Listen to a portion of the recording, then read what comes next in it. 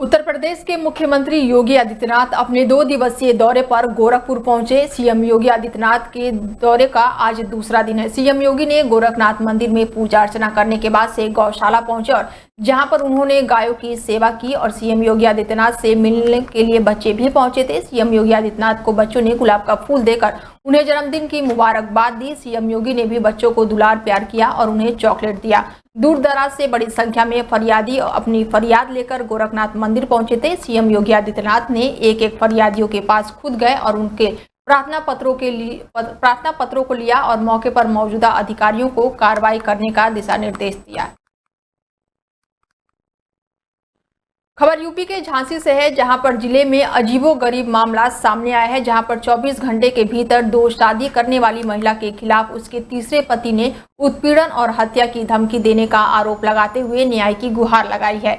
इसके साथ ही कोतवाली पहुंचकर पीड़ित ने हाथ में तख्ती लेकर थाने के बाहर खड़े होकर न्याय की गुहार लगाई और पुलिस से सुरक्षा की मांग की है। जानकारी के मुताबिक कोतवाली थाना क्षेत्र के निवासी रुपेश वर्मा की मुलाकात प्रेमनगर क्षेत्र के निवासी एक महिला से हुई थी। रुपेश का आरोप है कि महिला ने छलपूर्वक 2 मार्च 2025 को स्थित धर्मशाला में उससे शादी कर ली थी। बाद में पता चला कि महिला साल 2015 में अहमदाबाद के निवासी एक युवक से विवाह कर चुकी थी और आज तक उसका तलाक नहीं हुआ है। हैरानी की बात यह रही कि 3 मार्च 2025 को उस महिला ने एक और निवासी अन्य युवक से विवाह कर लिया। रुपेश वर्मा ने बताया कि जब उस महिला की सच्चाई का पता चला तो उसने इसका विरोध किया तो महिला ने उसके खिलाफ उत्पीड़न शुरू कर दी। मेरे साथ ये घटना हुई है। 6 महीने पहले मेरी शिवानी नाम की लड़की से मुलाकात हुई मानिक चौक में। गरीब वस्त्रालय पे काम करती है और मैं एमएस ऑप्टिकल पे काम करता था। तो उस बीच मेरी बात हुई तो मैंने इससे बात की तो इसने शादी के लिए एग्री हुई। तो मैंने इसके माँ बाप से भी और भाभी से भी बात की कि अगर आप लोग एग्री हैं तो मेरे घर पे आके बात करें। तो इनके माँ बाप ने आके घर पे आके बात की। तो बात करने के बाद डिसाइड हुआ शादी के लिए। तो 2 मार्च की शादी तय की गई। खबर यूपी के आगरा से है, जहां पर अवैध रूप से संचालित हो रहे होटल में एसडीएम ने छापा मारा। एसडीएम ने होटलों में चल रहे देह व्यापार का भंडाफोड़ किया है। मौके से एक महिला को गिरफ्तार किया गया। कमरे में निकलकर युवक भी मौके से फरार हुआ। होटल के कमरे में आपत्तिजनक सामग्री भी बरामद हुई है। लंबे समय से देह व्यापार की मिल रही थी सूचना। मौके पर करीब 1 दर्जन मोटरसाइकिल भी पुलिस ने बरामद किया है। थाना पुलिस ने कई मोटरसाइकिल को सीज कर दिया है। एसडीएम की जांच में रजिस्टर में नहीं मिला है होटल में कमरा लिए जाने का कोई भी पत्र। होटल भी अवैध रूप से संचालित था। एसडीएम की मौके पर होटल मैनेजर मिला और न ही संचालक मिला। आसपास के होटलों में धड़ल्ले से फल फूल रहा है देह व्यापार का धंधा। फतेहपुर सिकरी में वृक्षारोपण के लिए आई हुई थी। तो वापस से जाते समय मेरे फ़ोन पे एक सूचना आती है कि ये होटल बसंत और आसपास होटल से कुछ ऐसी क्रियाकलाप हो रहे हैं जो कि सामाजिक दृष्टि से सही नहीं है। तो रास्ते में ही बसंत होटल मुझे मिला। वहाँ मैं जब उतरी तो होटल में सामने 3-4 लोग बैठे हुए थे। मैं सीधे अपने गार्ड्स वगैरह के साथ एंट्री की तो एक कमरा बंद पाया और काफ़ी देर खटखटाने के बाद जब दरवाज़ा प्रेशर डाला गया तब अंदर से एक लड़का आए और जो सामने बैठे 2-4 लोग थे वो कोई भी जवाब देने की स्थिति में नहीं थे। वो लोग धीरे धीरे निकलते गए। फिर मैंने तत्काल एसपी साहब को कॉल किया। उन्होंने थाने से फोर्स भेजी है और अभी काफ़ी लोगों के बाइक्स वगैरह वहाँ पे खड़े हैं, कार खड़ी। इसका मतलब है कि काफ़ी लोग यहाँ पे इन्वॉल्व थे। लेकिन जैसे सूचना हमको लगी कि प्रशासन आया। यूपी के लखीमपुर खीरी से मामला सामने आया है, जहां पुलिस की तत्परता को परिजनों ने सराहा है। सदर कोतवाली क्षेत्र की संकटा देवी चौकी क्षेत्र में गुरुवार को 7 वर्षीय बच्चे के लापता होने की सूचना मिलने पर संकटा देवी चौकी इंचार्ज सत्येंद्र वर्मा ने मामले को गंभीरता से लेते हुए उप निरीक्षक उमाशंकर और साथ ही कांस्टेबल सुमित कुमार को लापता बच्चे की खोजबीन करने के लिए भेजा गया। पुलिस ने अपनी बेहतर कार्यशैली को उजागर करते हुए 2 घंटे के भीतर ही 7 साल के आर्यन को बरामद करके उसे परिजनों को सकुशल सुपुर्द कर दिया। जब बच्चा पुलिस को मिला तब वो काफी भूखा और प्यासा था। इस दौरान पुलिस ने अपनी मानवीयता को दिखाते हुए उस बच्चे को उसका पसंदीदा भोजन भी कराया और इस भीषण गर्मी में उसे पानी भी पिलाया। यूपी के बुलंदशहर में पुलिस और बाइक सवार बदमाशों के बीच मुठभेड़ का मामला सामने आया है। दिल्ली का शातिर चोर पुलिस मुठभेड़ में गोली लगने से लंगड़ा हो गया। ट्रकों से एसीएम चोरी करने की वारदात को ये लगातार अंजाम दे रहा था। यूपी और दिल्ली में नाइम चिकान के खिलाफ दर्जनों 24 मुकदमे दर्ज हैं। इसके साथ ही पुलिस ने ट्रकों से चोरी किए गए 2 एसीएम, अवैध तमंचा, कारतूस, बाइक आदि भी पुलिस ने बरामद कर लिया है। घायल बदमाश को पुलिस ने इलाज के लिए जिला अस्पताल में भर्ती कराया है। थाना गुलावटी पुलिस एवं स्वाट टीम फकाना नहर के पास चेकिंग कर रही थी। इसी दौरान एक संदिग्ध बाइक सवार व्यक्ति के को पुलिस पार्टी ने रुकने का इशारा किया, जिस पर वह नहीं रुका एवं भागते हुए पुलिस पार्टी के ऊपर फायरिंग की। आत्मरक्षा जवाबी फायरिंग में उक्त बदमाश घायल हो गया है। इसकी पहचान नईम उर्फ चिकना पुत्र अब्दुल अजीज निवासी दिल्ली के रूप में हुई है। थाना उत्तर प्रदेश के शाहजहांपुर में चौंकाने वाला मामला सामने आया है। 2.5 साल से जिस व्यक्ति की हत्या के आरोप में नरेंद्र दुबे शाहजहांपुर की जिला कारागार में बंद है, वो व्यक्ति गुजरात से जिंदा निकला है। कोर्ट ने नरेंद्र को बाइज्जत बरी कर दिया है। जानकारी के अनुसार घटना 2022 की है। ट्रेनों में 2 युवकों के बीच विवाद हो गया था। ट्रेन में सवार यात्रियों ने ट्रेन में यात्रा कर रहे नरेंद्र दुबे पर एक युवक को ट्रेन से नीचे फेंकने का आरोप लगाया। पुलिस ने यात्रियों की गवाही के आधार पर नरेंद्र दुबे को गिरफ्तार कर लिया और इस घटनाक्रम के बाद से शाहजहांपुर में एक व्यक्ति का शव मिला, जिसकी शिनाख्त बिहार के मुजफ्फरनगर जिले याकूब ने अपने बेटे के रूप में करते हुए शाहजहांपुर में ही उसका अंतिम संस्कार कर दिया। जिसके बाद से गुजरात से वो अब वापस घर लौट आया है। देखकर सभी लोगों के होश उड़ गए हैं और उसकी सूचना के बाद से पुलिस को जानकारी दी गई, जिसके बाद से कोर्ट ने अब उसे बाइज्जत बरी कर दिया है। नरेंद्र कुमार दुबे को एक मुकदमा ST नंबर 562/2023 से शुरू हुआ। उसमें मैं नरेंद्र कुमार द्विवेदी का अधिवक्ता था। इस मामले में पुलिस की विवेचना से आरोपित किया गया था। सच में अभियोजन पक्ष उसको पूर्णतः जो आरोप लगाया गया सिद्ध नहीं कर पाया। खबर यूपी के अमेठी से है, जहां पर जिले में विद्युत विभाग का कारनामा फिर से एक बार उजागर हुआ है। बिना कनेक्शन दिए गए उपभोक्ता के घर भेजा गया है विद्युत बिल।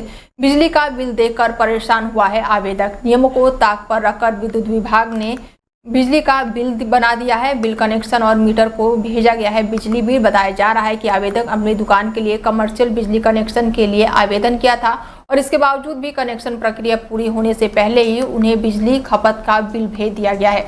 पीड़ित उपभोक्ता ने गौरीगंज उपखंड विद्युत विभाग अधिकारियों से शिकायत की है। सर यहाँ पे कमर्शियल कनेक्शन करवाए थे स्टूडियो के लिए और उसके बाद वहाँ पे क्या हुआ कि एक महीने तक तो मीटर लगा नहीं और मीटर न लगने के बाद भी हमारा बिल आ गया 689 रुपये बिल आ गया हमारा और मीटर नहीं लगा, ना कनेक्शन हुआ अभी वहाँ पे। तो किसी से संपर्क किया था आपने इससे पहले मीटर हमारे यहाँ लगा दे केवल? इससे पहले किसी संपर्क कोई हमारे पास फ़ोन ही नहीं आया। एक लोग का फ़ोन आया था कि खाली वो क्या है कि वेरीफाई करने के लिए बोले, तो कुछ पैसा मांगे, उनको पैसा पे किए, हमारे पास छोड़ दिया उसका। खबर यूपी के बिजनौर से है, जहां पर सुनवाई न होने से नाराज पीड़ित ने तेल छिड़का है। बता दें कि पुलिस पर समय से कार्रवाई न करने का गंभीर आरोप लगाया गया है। पीड़ित आदेश पत्नी किरण के साथ डीएम ऑफिस पहुंचा। तेल से भरी बोतल पीड़ित ने अपने ऊपर डाल ली। डीएम ऑफिस में खड़े सुरक्षा कर्मियों ने पीड़ित की किसी तरह जान बचाई। थाना कोतवाली शहर के डीएम ऑफिस का ये मामला बताया जा रहा है। बताओ मामला सुनवाई नहीं हो रही, हमारे सामने तहरीर दे रखी है एसपी के सामने जो है। अब डीएम साहब से मिलने आए थे आप? और क्या, कहाँ से मिलना आए थे डीएम? फिर क्या हुआ? फिर क्या हुआ? कोई सुनवाई नहीं हो रही, क्या करो, मर जाओ फिर। क्या विवाद है आपका? 3-4 भैया आवे अकेले हो रहे हैं, हमें अकेला हो रहा है, 3-4 हो रहे हैं मार। मेडिकल कराया इसका बेचारी का, एम्बुलेंस बुलाया। तो किस चीज का विवाद है? विवाद बताऊंगा, वो बता हमें लड़का। तो तेल क्यों डाला तुमने? तेल डालने से कोई समस्या? मन ने मुझे बताओ, कोई सुनवाई नहीं हो रही है। एसपी साहब की दफ्तर में 2-3 दिन हो गया, तो 2-4 दिन। और एसपी साहब को खेतपुर में क्या नाम था उसका? मुजफ्फरनगर पुलिस और शातिर गौकसों में मुठभेड़ का मामला सामने आया है। पुलिस की गोली लगने से शातिर गौकस घायल हो गया है। मुठभेड़ के दौरान 2 शातिर गौकस मौके से फिलहाल फरार हो गए। पुलिस ने कॉम्बिंग के दौरान 2 गौकसों को बरामद किया। पुलिस ने तमंचा, कारतूस और गौकसी के उपकरण भी पुलिस ने बरामद कर लिए हैं। शातिर गौकस पर गौकसी, लूट, चोरी और संगीन मुकदमे दर्ज हैं। जनपद मुजफ्फरनगर के रतनपुरी थाना क्षेत्र का ये मामला बताया जा रहा है। मुजफ्फरनगर में किन्नर के साथ मारपीट करने के बाद से निर्मम हत्या करने का मामला सामने आया है। पारिवारिक विवाद के चलते किन्नर की हत्या बताई जा रही है। घर के हिस्से के बंटवारे को लेकर ये बड़ा विवाद हो गया। गांव के बांग्लादेश कॉलोनी में हुआ था नींव भरने को लेकर बड़ा विवाद। मां ने मृतक के भाई भाभी पर हत्या करने का गंभीर आरोप लगाया है। उपचार के दौरान किन्नर इरशाद उर्फ मुस्कान की मौत हो गई। पुलिस ने मृतक किन्नर का शव पोस्टमार्टम के लिए भेज दिया। बुढ़ाना कोतवाली का ये मामला बताया जा रहा है। थाना बुढ़ाना को सुबह 7 बजे सूचना मिली कि बुढ़ाना के ग्राम मंदवाड़ा में 2 बच्चों में झगड़ा हो गया है। झगड़े की सूचना पर तुरंत थाना बुढ़ाना पुलिस मौके पहुंची तो वहां देखा 2 बच्चों में घर के बंटवारे के ऊपर लड़ाई। जालौन में विद्युत पोल से टकराई है सड़क किनारे खाई में पलटी श्रद्धालुओं से भरी कार। बता दें कि हादसे में कार में सवार 5 श्रद्धालु घायल हो गए, 2 की हालत काफी गंभीर बताई जा रही है। राहगीरों ने सभी घायलों को कार से निकालकर अस्पताल भिजवाया। गंगा दशहरा और चित्रकूट से स्नान कर वापस लौट रहे थे सभी श्रद्धालु मध्य प्रदेश के लाहर के रहने वाले बताए जा रहे हैं। सभी श्रद्धालु जालौन कोतवाली क्षेत्र के जालौन औरैया स्टेट हाईवे के पास का ये मामला बताया जा रहा है। उत्तर प्रदेश के शाहजहांपुर क्षेत्र में 2 सगे भाइयों की बिजली का करंट लगने से दर्दनाक मौत हो गई। अपनी फसल को बचाने के लिए अपने खेत में झटका मशीन का उपयोग किया था जिससे आवारा पशु फसलों को नष्ट ना कर सके। वहीं बड़े भाई धर्मवीर सिंह खेत में पानी लगाने के लिए पहुंचे हुए थे। ग्रामीणों ने बताया कि झटका मशीन बंद थी। झटका मशीन का तार के ऊपर बिजली के केबल गिर गया था जिसके बाद से ये करंट फैल गया और उसके बाद से ये बड़ा हादसा हो गया जिसमें धर्मवीर तार की चपेट में आ जाता है तो वहीं छोटा भाई बचाने का प्रयास करता है। दोनों भाई तार की चपेट में आ जाते हैं जिसकी मौके पर ही दर्दनाक मौत हो जाती है। पूरे गांव में हड़कंप मच जाता है तो वहीं परिवार वालों का रो रो कर बुरा हाल है। स्थानीय पुलिस भी मौके पर पहुंची जिसके बाद से पुलिस ने दोनों के शव को कब्जे में लेकर पोस्टमार्टम के लिए भेज दिया है।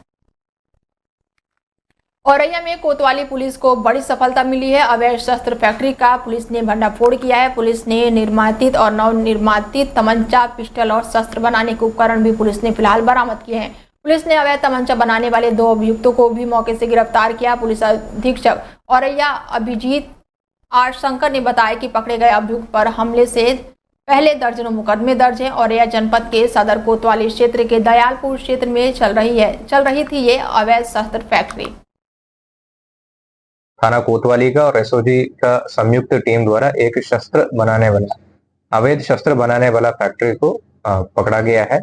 इसमें कल गश्त के दौरान पुलिस पोस्ट के पास सूचना आया कि एक मकान में, एक सुनसान इलाका में एक मकान के अंदर कुछ व्यक्ति द्वारा अवैध तमंचा एवं शस्त्र बना रहा है।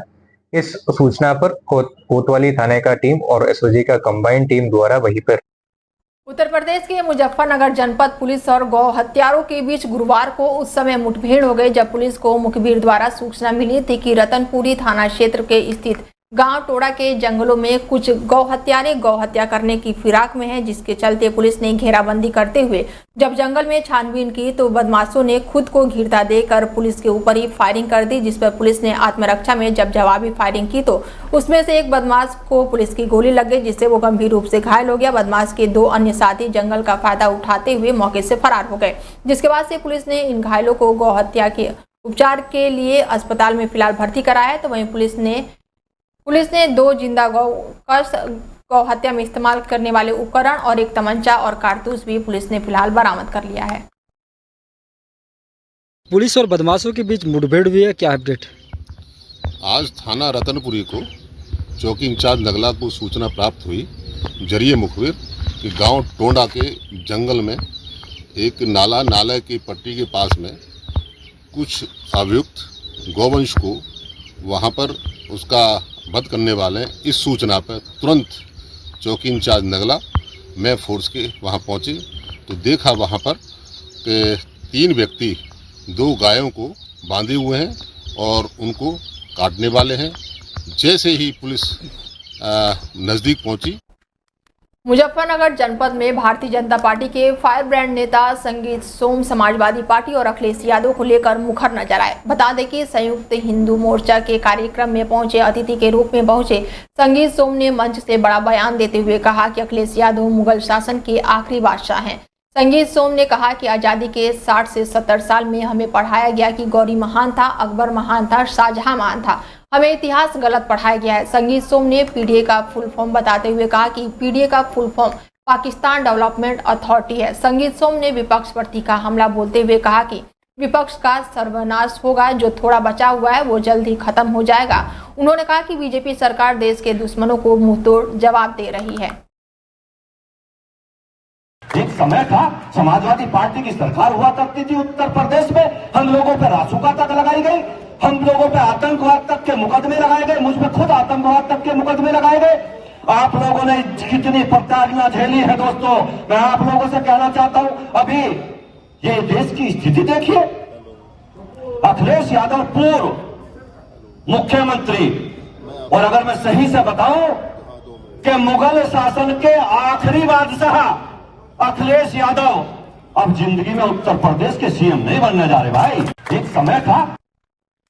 महोबा से एक सराहनीय और भावुक कर देने वाली घटना सामने आई है। शहर कोतवाली पुलिस ने संवेदनशील और तत्परता की मिसाल पेश करते हुए एक महिला को आत्महत्या जैसे घातक कदम से न सिर्फ बचाया बल्कि उसकी सालों की जमा पूंजी वापस दिलाकर उसकी बेटी की शादी का रास्ता भी साफ कर दिया।